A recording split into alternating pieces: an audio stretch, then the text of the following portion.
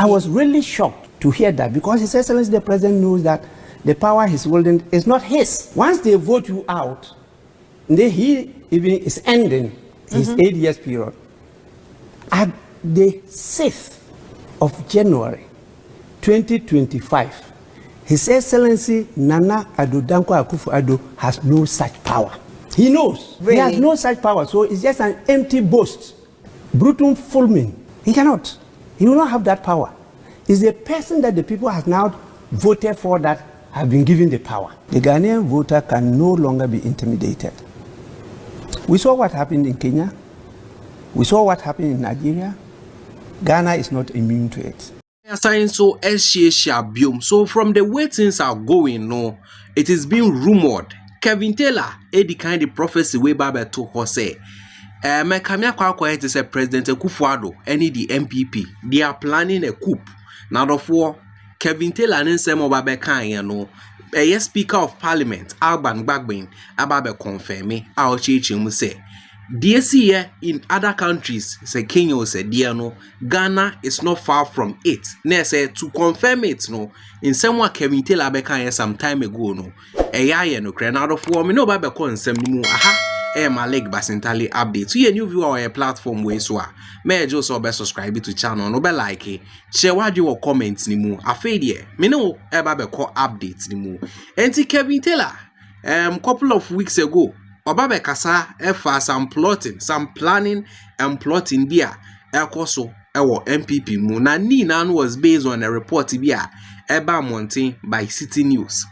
According to Kevin Taylor, no, making this post earlier this month, on the 6th of October, making this post to say, pay attention to this statement from President Akuffo Addo in his recent interview with France 24. Ghana, never say I didn't warn you. Thank you. According to Kevin Taylor, Ninsemo Kanye Enunye. Now we'll share poster City News. Emeki Wahano say. He expressed disappointment over the decision over the military juntas in these countries to withdraw from economic community of West African states into brackets ECOWAS following their respective coups. This was the poster Kevin Taylor making after this post no Obabeche mu say President Akuffo Addo or plotting a coup d'etat our country no mu. That is if their party doesn't win. This was what Kevin Taylor Ebabe make here. This is the poster Kevin Taylor make here. Now recently interview biakoso. This interview no yes Speaker of Parliament Alban Bagbin mubi. Now audience bia betuja. According to Alban Bagbin no or patch say the see other countries no country mrefi say Kenya was a no or say the see wo no Ghanaians we are not far from it. Ebetu ya ba se bi betu be si wo man ni mu na adofo se koba ni say dia na se asem ena ya oba o man ni mu na odi yenti ensam a yes Speaker of Parliament Alban Bagbin editu dwa e wo sa interview we mu na ma mi hu adwenche e wo comments ni mu na answer be kwa kwahwe no so no make out so we new viewer now subscribe to your channel we ya me just oba subscribe oba like it na watch e wadwen e wo comments ni mu. I was really shocked to hear that because His Excellency the President knows that the power he's holding is not his. It's for the people, particularly the voters. And the people voted and gave him that power. Once they vote you out, then he even is ending his 8 years period. At the 6th of January 2025, His Excellency Nana Addo Akuffo Addo has no such power. He knows. Really? He has no such power. So it's just an empty boast. Brutum fulmin. He cannot. He will not have that power. It's a person that the people have now voted for that have been given the power. The Ghanaian voter can no longer be intimidated. We saw what happened in Kenya. We saw what happened in Nigeria. Ghana is not immune to it. I was a young man in Legon during the regime of President General Akia Champon. And that was the time they brought in the Mowaks to support the police. They were blue in color. We faced the Mowaks with our bodies, not even with sticks, empty hands. Some of us were killed, but we fought and managed to turn this country to democratic Ghana. The people are not afraid of the military. How many are they in this country? How many are the people? How many bullets do they have? How many were they killed? How many of them will survive? We've seen it before from country to country. So if there's any intention of using the military to threaten and intimidate the voter, they better think until recently that the Peace Council came in. And the Peace Council came in also through the back door. He didn't do it properly. So Etienne Nkatia was right? 100%. He was 100%, and that has now ignited this flood of concern by many. And so you see, apart from me coming out to say that no, something must be done, the Peace Council then initiated some efforts, and their attention was drawn to the fact that since the 2020 elections, since the Ayawasu by-elections, a number of things happened. Commissions were established, reports were presented, recommendations were made. There were some statements that they will be implemented, and nothing has happened. So now we are moving to another. This time, the 2024 elections is unlike the 1992 elections, or the 1996, or the 2000 elections. Why do you say that? It's not also like 2004, 2008, or 2012 elections. Why? Neither is it like the 2016 and 2020. This is a critical election that will determine whether we are truly committed to the cause of multi-party constitutional democracy. Clearly, this election is not just about the political parties. It's about the soul of our nation. Very, very important. And so to have very experienced political leaders, particularly His Excellency the President, who started politics at a very early age because of his parenthood, and who was an activist in the CPP party, grew up to be the president of Kwame Nkrumah Youth Forum, and after the 1966 election, joined the United Party, Progress Party, now MPP, to come out after all that experience, a legal luminary, to say such a thing, that is inciting people to violence. Okay. That even if we lost the election, we will not hand over. We will do all we can to hold on to power.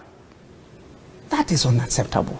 I was really shocked to hear that, because His Excellency the President knows that the power he's holding is not his. It's for the people, particularly the voters.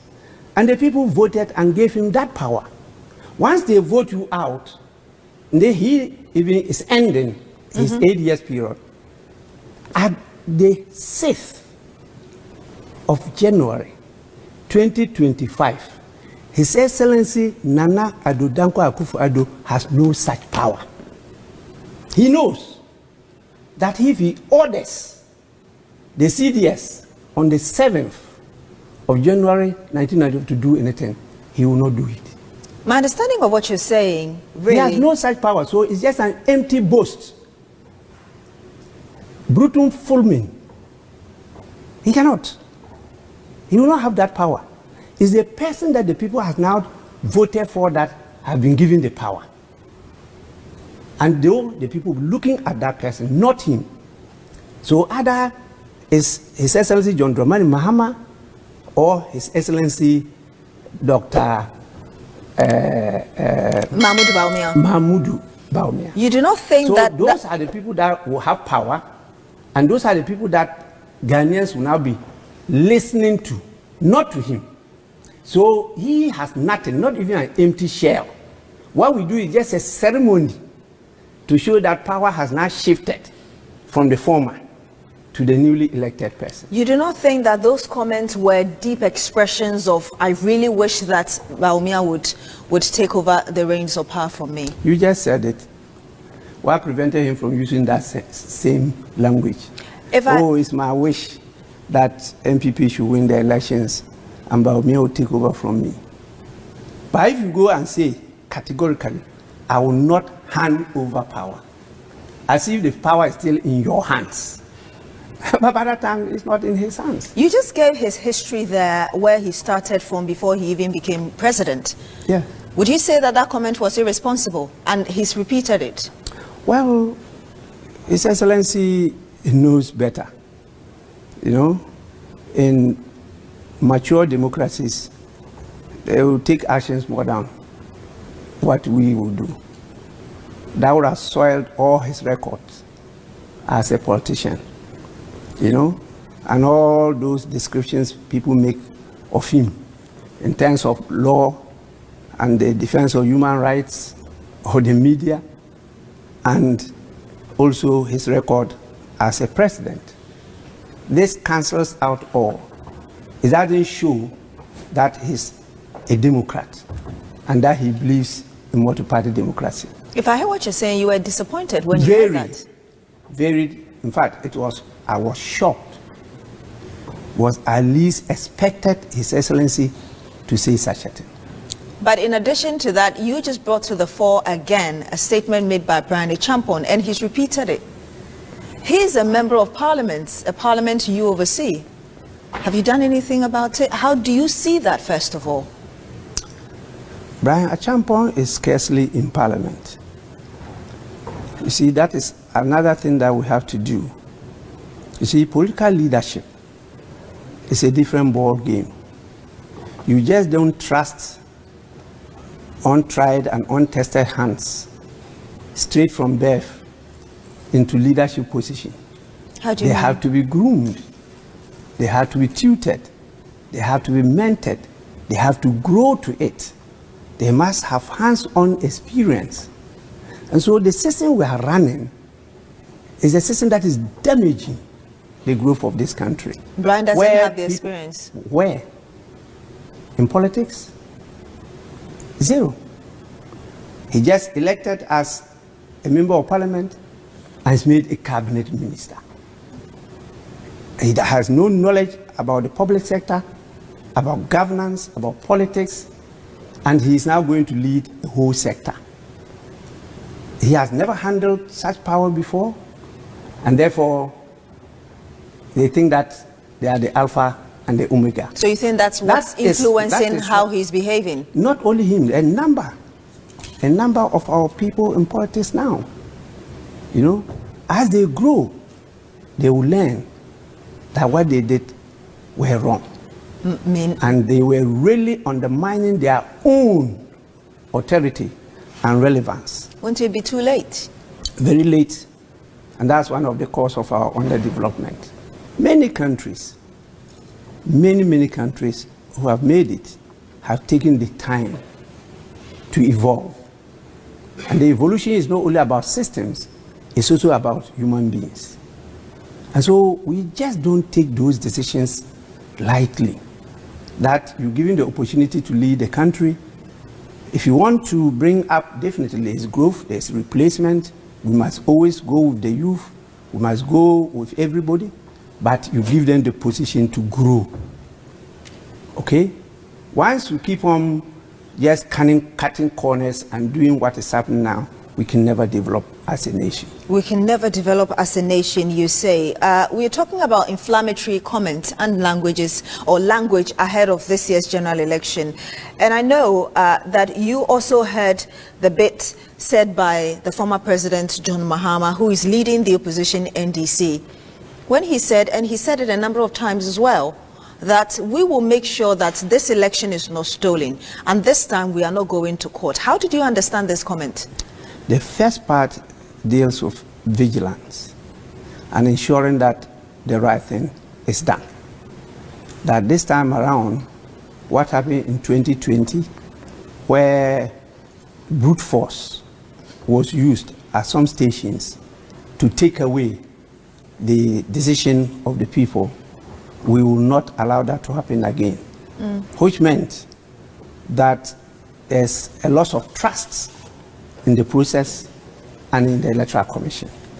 And so if the Electoral Commission is not going to take up the mantle together with the other stakeholders, particularly the security agencies led by the Ghana Police Service.